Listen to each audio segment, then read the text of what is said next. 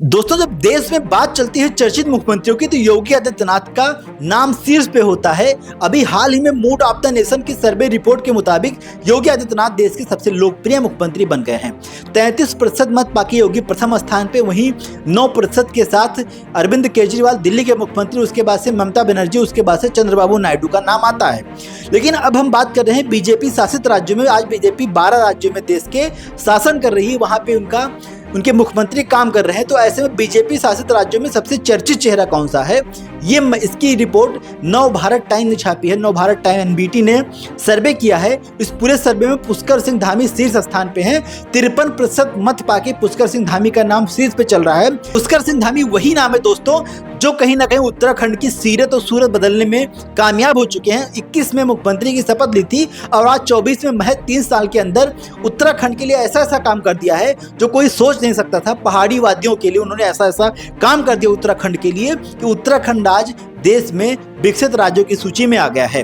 वहीं जिस प्रकार से पुष्कर सिंह धामी का काम करने का अंदाज है, हम बात कर रहे हैं यूसीसी यानी यूनिफॉर्म सिविल कोड की। जब यूसीसी की बात आती है तो कहीं ना कहीं विपक्षियों के हाथ पैर फूल जाते हैं।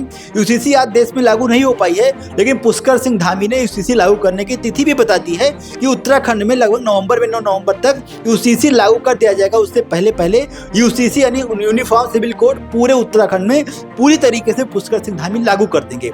हमने उत्तराखंड में सबसे पहले यूसीसी लागू करके देश के सामने एक आदर्श प्रस्तुत किया है और ये लक्ष्य रखा है कि हमारा 9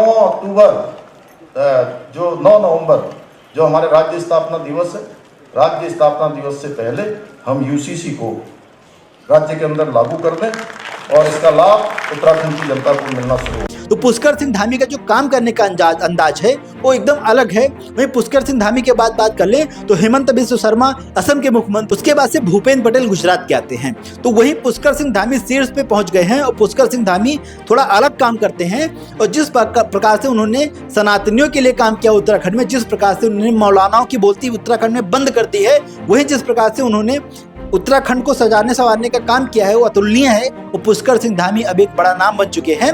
वहीं योगी आदित्यनाथ तो शीर्ष पे है ही। योगी की लोकप्रियता जो है देश नहीं विदेशों में भी है। पुष्कर सिंह धामी आज यूसीसी लागू करने जा रहे हैं। आने वाले समय में उन्हें तारीखों का ऐलान भी कर दिया है। वहीं यूसीसी लागू करने वाला पहला राज्य उत्तराखंड बन जाएगा और पुष्कर सिंह धामी उसको लागू करके दिखाएंगे।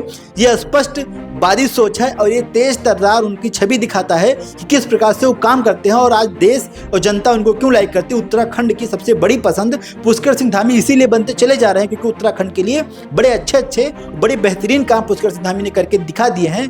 वहीं अब भारतीय जनता पार्टी में उनका जो स्थान है बड़ा शीर्ष पे हो चुका है और इस रिपोर्ट ने यानी एनबीटी की रिपोर्ट ने पुष्कर सिंह धामी की मजबूती पे मुहर लगा दी है। पुष्कर सिंह धामी आज एक ब्रांड बन चुके हैं। हल्द्वानी में कुछ लोगों ने दंगा करने का प्रयास किया, कुछ लोगों ने आगजनी करने का प्रयास किया।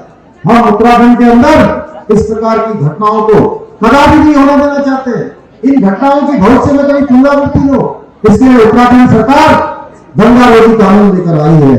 अगर कोई दंगा करेगा, कोई उपद्रव करेगा, तोड़फोड़ करेगा, सरकारी संपत्ति का नुकसान करेगा तो उससे आप सारी वसूली, एक पाई की भरपाई उसी दंगाई से सुनिश्चित की जाएगी जो दंगा करेगा। इसके साथ साथ प्रदेश के अंदर हम धर्मांतरण का कानून लेकर आए और धर्मांतरण का कानून एक ऐसा कानून है कि आप ये धर्मांतरण कराने वाले को सख्त से सख्त सजा देने का इसमें प्रावधान किया गया है। 10 साल तक की सजा का प्रावधान किया गया है। हमने मंत्रिमंडल में और विधानसभा में विधेयक लाकर इसका भी विधेयक बना दिया है। आप सब जानते हैं लैंड जिहाद के खिलाफ जो हमने कार्रवाई करी, आज पूरे राज्य के अंदर एक अभियान चला कि जो अतिक्रमण है सरकारी जमीनों पर, जो कहीं पर नीली चादर चढ़ाई हुई है, कहीं पर पीली चादर चढ़ाई हुई है, कहीं पर हरी चादर चढ़ा दी गई है, हजारों एकड़ जमीन लैंड जिहाद के नाम पर अतिक्रमण कर रखी थी, अवैध कब्जा किया हुआ था। उस कब्जे को हटाने का काम उत्तराखंड की सरकार ने किया है और 5000 एकड़ से भी ज्यादा जमीन हमने हटाई है।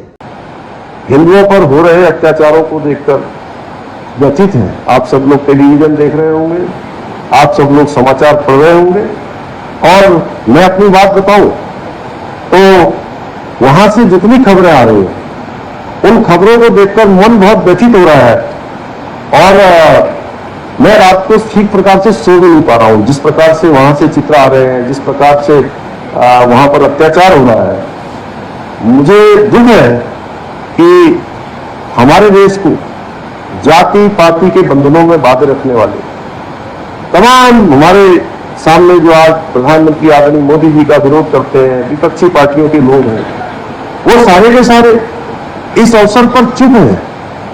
तो मेरे मन में नहीं, मैं समझता हूं कि आप सबके मन में भी ये प्रश्न आ रहा होगा कि आखिर ऐसा क्यों हो रहा है।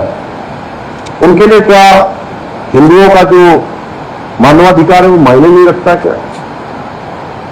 शायद नहीं, क्योंकि उनके लिए किसी व्यक्ति की जाति महत्वपूर्ण है, न कि पूरा हिंदू समाज जो आज बांग्लादेश के अंदर जिसके साथ इतना बड़ा अत्याचार हो रहा है। पर वो भूल जाते हैं कि बांग्लादेश में मारे जा रहे लोगों में से आज 90% से अधिक लोग एक ही समुदाय के हैं और दलित समुदाय के लोग हैं। आज क्यों उनका दिल नहीं धड़क रहा है? आखिर वो क्यों चुप है? ये प्रश्न मैं समझता हूं हर एक के मन में आ रहा होगा। बात बात पर देश के अंदर कोई घटना होती है, कहीं विदेश में कोई घटना होती है, तो कैंडल मार्च निकालते हैं। वो टोली भी आज कहां गए हैं? एक शब्द किसी के मुंह से नहीं निकल रहा है। मेरा मानना है कि आज भी अगर हम नहीं चेते तो भविष्य में भारत को भी बांग्लादेश जैसी स्थिति से गुजरना पड़ सकता है। और कुछ लोग इस प्रकार की स्थिति को भी चाहते हैं। अगर हमने ऐसी परिस्थिति से बचना है तो जाति पाति के बंधनों से हम सभी को मुक्त होना होगा और स्वयं को एक समाज के तौर पर, एक राष्ट्र के तौर पर मजबूत